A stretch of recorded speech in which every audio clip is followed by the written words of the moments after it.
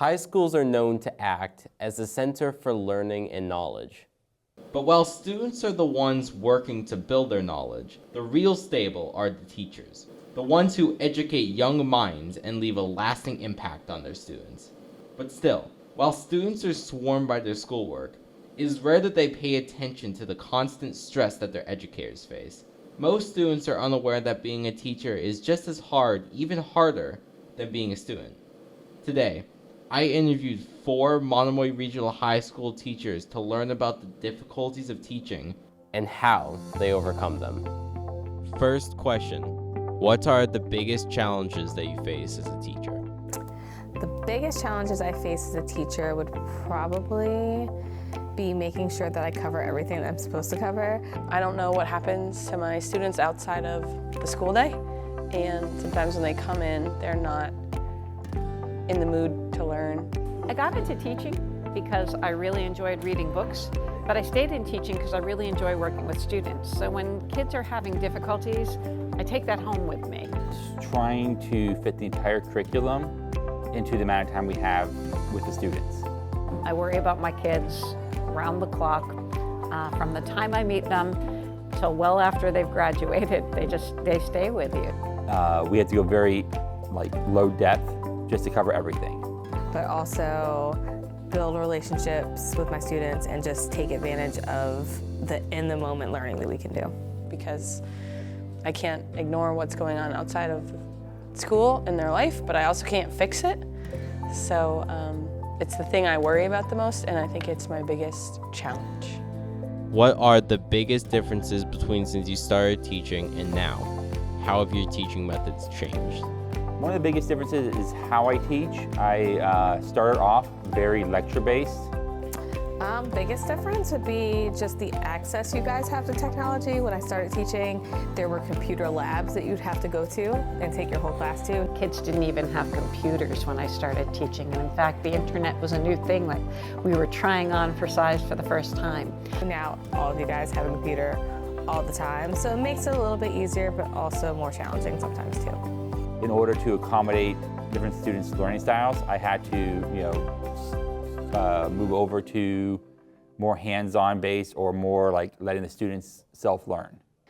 This year is very different because I've spent the last 10 years in middle school, so the biggest difference now is that the kids are bigger and more mature and have different priorities, let's say. Curriculum has also changed. It used to be I was told I would teach reading and writing, and nobody told us what that meant or what it ought to include.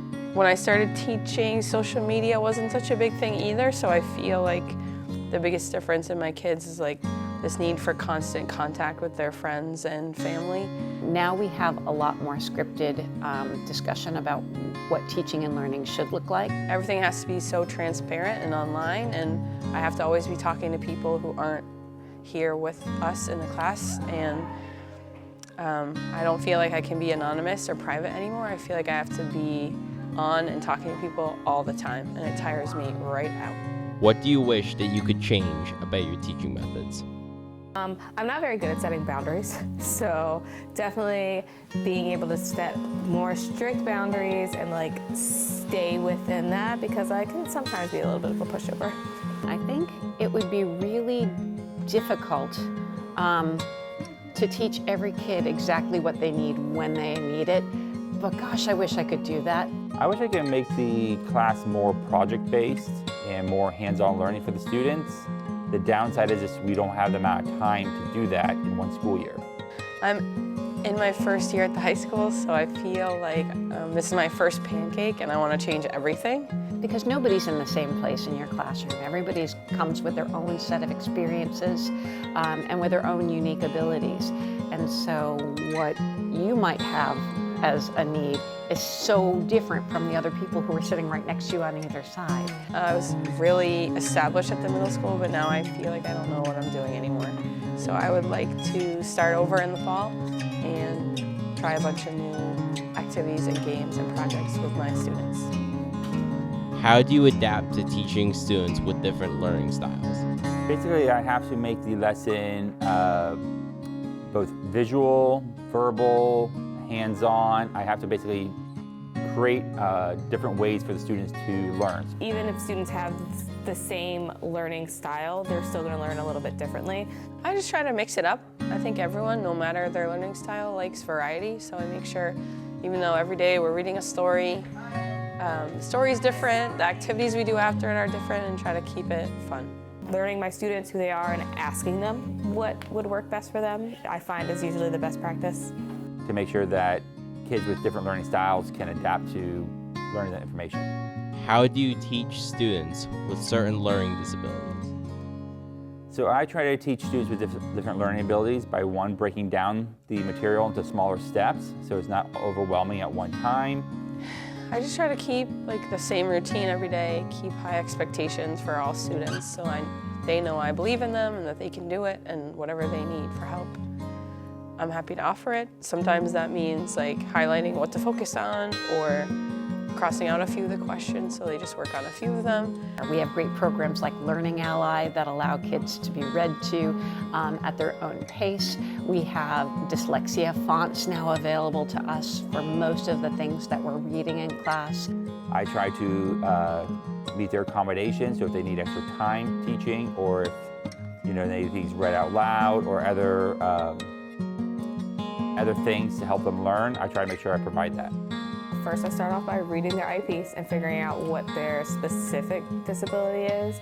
But then it's kind of a trial and error process. Again, same with the learning styles, just kind of getting to know my student, how they work best, and kind of what things I can do to make it easier on them. But they're still going to do the work and feel just as accomplished as everyone else.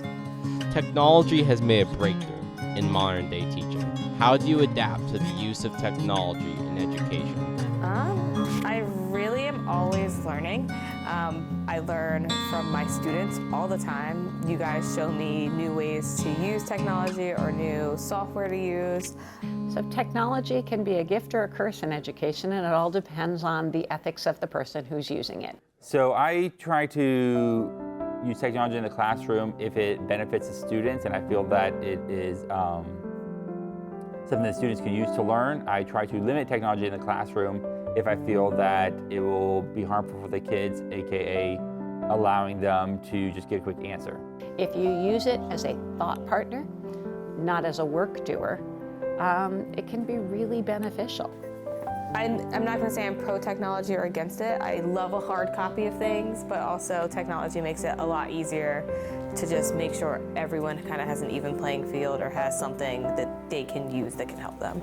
I mostly use it selfishly. As you know, I don't use a lot of technology in my class because it's an ancient topic, but I use it now to brainstorm with people who aren't nearby. The idea behind technology being somehow evil or bad, I disagree with that. I think there's people who will use it in ways that are unfortunate, but I don't think it in and of itself is inherently moral or immoral. It's how we choose to use the technology to support learning. Sometimes I'll go onto the Facebook group for people who teach the same stories that we teach and talk to them about what kind of projects they do.